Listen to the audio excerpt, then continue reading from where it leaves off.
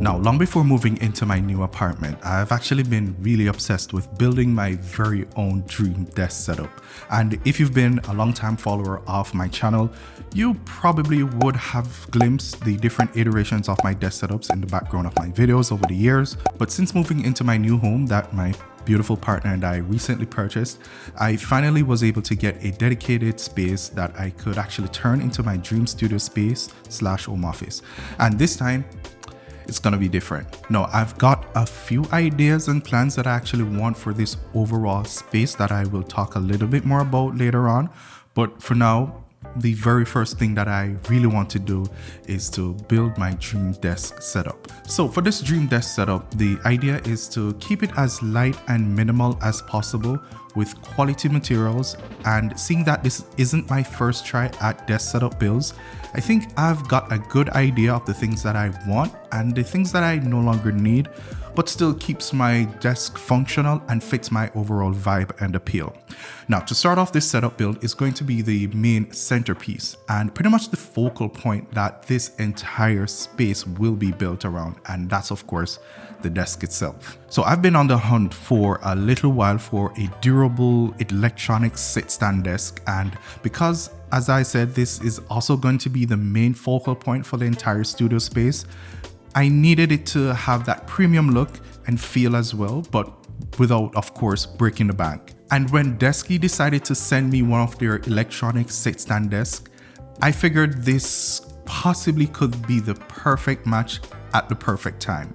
So this specific model is the Desky dual hardwood sit-stand desk in walnut, and this desk screams premium. Now, if this is your first time hearing of the company, they are an Australian-owned company who offers a wide range of high quality and innovative desks, chairs, and other accessories to better enable us to build our dream office. Now, you'll also find that their products are built from the very best quality materials, while at the same time not compromising with the comfort, the ergonomics, and your overall well-being, which is pretty evident with this sit-stand desk that I have here. Setup process was as simple as you'd expect, and unlike some other desks on the market, the Desky sit-stand desk can actually be installed with a simple hex key, which they have actually kindly provided. The desktop that I have is 72 by 30 inches in size and comes with pre-drilled attachment holes, so it was just a matter of aligning the crossbar, the controller and control box to their respective areas and tighten properly. Now, from the very first moment I finished setting up this desk, I was fully impressed, and I'm really happy that I actually went with the walnut desktop and wide frame combo. But of course, Desky has a wide variety of finishes, colors, desktop materials to pick from, so you have the option of, customizing the entire look that you're actually going for. But aesthetics aside, there are a lot that I've thoroughly enjoyed and absolutely loved about this desk. From the very silent dual motors, the ability to lift up to a capacity of over 300 pounds, and of course my absolute favorite, the anti-collision system. This Desky dual sit-stand desk just without a doubt performs and functions really well. Desky also has some pretty useful accessories that you can get for the desk, and my favorite accessory that I actually got, and the one that I highly recommend, which I think is best in class, and it's the integrated cable management system. Now, this particular cable management system from Desky is pretty much a metal tray that has 9 plug-in power points with USB-C ports and front cutouts for easy access to these power points. This helps to route all my cables neatly out the way and is super easy and time-saving as well. As you can see, there are absolutely no cables dangling. Everything is pretty much out of sight. So if you're like me and you don't want to spend a lot of time doing cable management, but of course you still want your cables to be neatly managed, then this cable management system is a really great addition, and I again highly recommend you consider getting one. Now, all in all, this desk is just a solid premium desk that just really sets the tone for my entire setup. And there's a lot more that I could really talk about, so look out for my in-depth review on this Desky dual sit-stand desk on the channel coming really soon. So be sure to get subscribed to be one of the first to see that video when it goes live. So for the time when I'm not standing at my desk, which might be most times, don't judge. My home office chair is the Autonomous Ergo Chair Pro. Now, I've had this chair for about 2 years at this point, and it's been good. It has a good amount of adjustability so that I could find the most comfortable sitting position when I'm working at my desk. The mesh fabric back is also quite handy as it allows for plenty of airflow, especially during the more warmer seasons that I kind of wish this seat cushion had. The dense foam definitely gets warm, especially if you're sitting for extended periods. So I kind of wish this chair had a mesh suspension instead of the foam cushion. The other issue that I kind of have with this chair is that it's mostly made of plastic, except of course for the seat base and the stem, but the other areas feels a little bit more on the cheaper side, and there were areas where the chair had some flex to it as well. Not a total deal breaker, as adding more premium materials might make this a very heavy chair, but just something that I had to point out with my experience with it so far. But in general though, it definitely has done me well for the years that I've had it, but it might be just the time for getting myself an upgrade. Now, moving on to the things that are actually on top of my desk, and of course I have to start with the main centerpiece, and it's of course the monitor. Now, this is my tried and trusted 38-inch ultra-wide monitor from Dell. This is the Dell U3818DW that I've had for about 4 years at this point now, and it's been for me an amazing investment. As I said, it's a 38-inch curved ultra-wide monitor with a resolution of 3840 by 1600, which makes it a 4K 2K 60Hz panel, and has been more than enough for my workflow.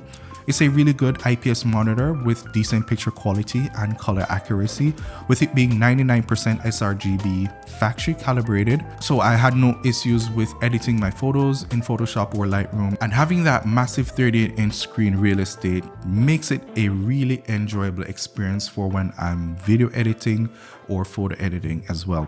Now, I believe this specific model that I have is now discontinued, and Dell has an updated version that comes with a few decent upgrades. So if you have the budget, you can possibly consider going for that one. But if you want to save some money, then maybe trying to get this one on the used market in really good condition would not be a bad way to go at all. But yeah, I love this monitor. I think Dell makes some really solid, well-built monitors, and 38 inches for me, of course, is that sweet spot, and it has most definitely delivered in its performance for me over the years. And beneath my monitor is this beautiful Grove-made walnut desk shelf that I use to both hold and hide smaller pieces of tech on my desk, as well as just adding a touch of class to my setup. Now, I've had this desk shelf for a few years now, and it is holding up really well, which simply goes to show the quality of Grove-made's products and that they truly stand the test of time. Now, when it comes to the audio solutions on my desk, I have gone with these premium looking but budget-friendly powered desktop speakers from Edifier. Now, these are the Edifier MR3 desktop speakers, and I absolutely love these speakers. First of all, these replaced my previous Klipsch bookshelf speakers because they kind of take up less space on my desk while still offering a nicely balanced sound that makes them pretty ideal for me when I'm editing audio for my videos or for just casually playing music at my desk. They are Bluetooth compatible as well and come with plenty of connectivity and control options, both on the front and back of the speaker, which makes them extremely versatile. These MR3s more than exceeded my expectations, especially because these are going for under $150. Now, I got them in white, but it's kind of more like an off-white color and not pure white. So if you're looking at these, kind of bear that in mind, but it still nicely fits with the white and walnut vibe that I'm kind of going for here. I still really do like my Klipsch R41 bookshelf speakers, don't get me wrong, and they are really great sounding speakers as well. I just kind of wanted to keep the setup light and minimal, and these Edifier MR3s fit the bill, at least for now. The stand that these speakers are on are the Kanto SP6 HD desktop speaker stands that are just really solid and well built. Never found the need to change these. The cutouts on these stands allowed me to easily route the cables coming from my speakers, and they also help to raise my speakers to just the perfect height, which is ideal for good listening experience. But for those times when I want to really zone in and block out any environmental distractions, I go for these Edifier WH950NB noise cancelling headphones. Now, let me just say, this video is absolutely not sponsored by Edifier, but I really do like their products, and I believe they make some really great value audio products, and these noise cancelling headphones are no exception. They have been pretty comfortable to wear for long periods. Battery life has been pretty solid as well. I rarely ever have to charge these up, but for the instances that I do need to, then the fast charging feature comes in pretty handy. Noise cancellation, even though not the greatest that I've experienced, they still have been surprisingly good for noise cancelling headphones in this price range. The Bluetooth connection has been pretty consistent, and most important of all, they sound really good. They are not going to give you the most flat and balanced audio frequency for when you're editing voice, and on those occasions, I typically would reach for my Audio-Technica headphones for those specific use cases. Either way, these Edifier noise cancelling headphones performed really well and have been a great addition for entertainment and productivity at my desk. Now, to hold my Edifier headphones when I'm not using it is this walnut headphone stand from GroveMade. And as mentioned before, anything from GroveMade is gonna be of high quality, even though it's not cheap by any means. But again, I've had this for a few years now, and it has definitely justified its price and is more than worth it in my opinion. And to kind of round out the audio solutions at my desk are my microphone and audio interface. So firstly, the audio interface that I'm using and have been using now for a few years is the Motu M2. It's a solid, high quality 2-input 4-output USB-C powered audio interface with MIDI that's perfect for audio engineers, podcasters, live streaming, or for home recording. It's got good and clear preamps for easily powering most microphones.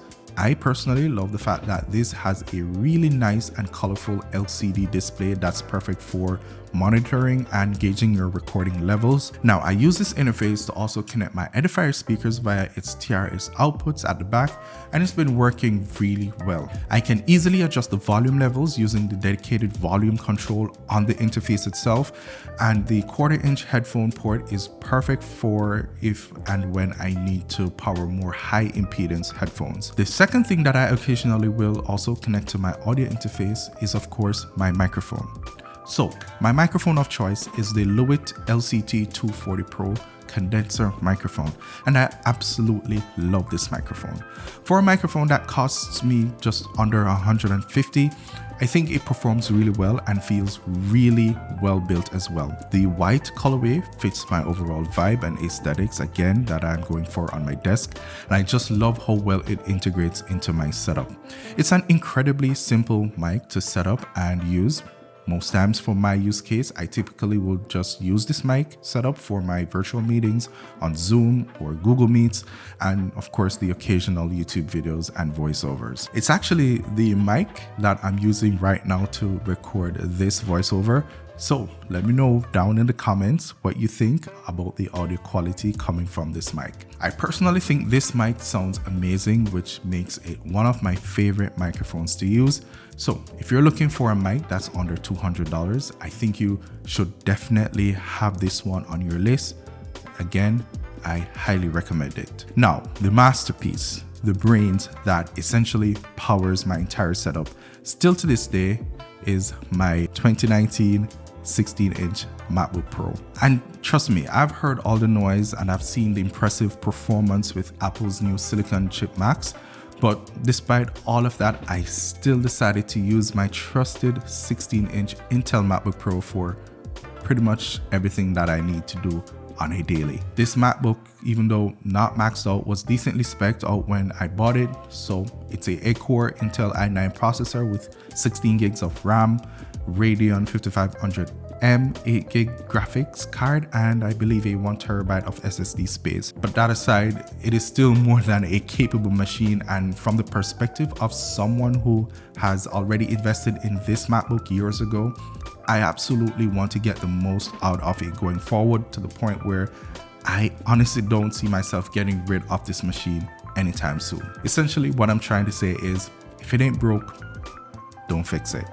And I know my workflow would probably benefit from saving an extra 3 or 4 minutes on export times, even though it won't transform the way how I work or how I produce, but replacing something like this before I need can be massive waste of money. Accessories wise, my MacBook has had this really sleek black camouflage dbrand skin ever since I got this machine, and I still get a lot of compliments on it. And I also attach this pretty nifty portable hard drive sleeve that I use to store my SSD when I'm on the go, so that I don't have to, of course, have it dangling off my laptop when I'm editing or transferring files. And also, to hold my MacBook when it's in clamshell mode, I have this Grove-made wooden walnut dock stand that not only looks good but is also well built and protects my MacBook from scratches, thanks of course to the wool lining in the center. Now, a big pain point when it comes to using this MacBook in particular at my desk is of course the IOs. And given the amount of peripherals that I will need to have connected, that's just not enough. And that's where having something like my CalDigit TH3 Plus comes in extremely handy. It's a 15-port docking station that allows me to connect all my peripherals on my desk, including my monitor, which then means I just really need one cable to connect everything to my MacBook. Now, to keep my desk looking as minimal as possible, I actually have the TS3 Plus mounted beneath my desk using a mounting bracket that I found on Amazon. That gives me a quick and easier access when I need to plug my hard drive or my memory card to the dock. The other set of peripherals that I've had and used every single day for the last 3 years have been the undisputed Logitech combo, the MX Master 3 and the MX keys for Mac. And there's not much that I actually need to say on this. They are super popular for a reason. They just work and work really well. My personal favorite is the MX Master 3. I just love the ergonomic feel and fit. The side scroll wheel is a game changer for me, especially when I'm editing my videos or my photos. I also really enjoy using the MX keys as well, but I'm now kind of thinking of getting into the world of mechanical keyboards, and I know there are tons of options on the market. So if any of you guys have any recommendations of your favorite mechanical keyboards, then leave those suggestions down in the comments so that I can, possibly check them out. And while you're there, please consider hitting that like button. It really helps the channel out a lot, and it also lets me know you're actually liking and enjoying content like this. Now, beneath my keyboard and mouse is this Grove-made wool desk pad that I chose in the smaller option because I really don't want to hide the warmth and beauty of my desk, but at the same time still wanted some amount of protection. That aside, it's been doing what I need from it, and I also paired it with the dedicated Grove-made mouse pad that kind of gives it a nice little contrast, but still keeps everything looking pretty cohesive. Now, recently I added this really impressive 4K webcam that I've been personally using at my desk setup. This is the OBSBot Tiny 2 4K webcam, which is a pretty well-made high-tech webcam that has extremely impressive AI tracking capabilities, coupled with a pristine picture quality. And trust me, this thing packs some serious punch with the ability to shoot 4K video at 30 frames per second, plus an even more impressive head and body tracking functionality. I can automatically track my face, I can control it via hand gestures, and it'll respond to basic voice commands. I can even tweak the picture in all kinds of ways, add background blur, adding different beauty filters, and just lots and lots more. So yeah, I've been pretty much impressed and pleased with the OBSBot Tiny 2 webcam. I'll of course leave links to this and everything that I mentioned in this video down in the description below for you guys to check out, of course, if you're interested. So one of the really important aspects that typically is forgotten when curating and putting together the ideal work from home desk setup is of course the lighting. Now, for me, I have a few lighting solutions at my desk and in my general workspace that kind of helps to keep a nice comfort level, especially when it gets dark outside. Firstly, at my desk, I have the Quintus Glow Plus monitor light bar that is mounted on top of my monitor and easily illuminates my desk without leaving any glare on my monitor itself. It comes with this wireless circular remote, which is touch controlled, so I'm able to adjust the brightness and color temperature, as well as being able to turn it on or off with a simple touch. The second light I have is the Govee rope light that I mounted on the wall just in the corner.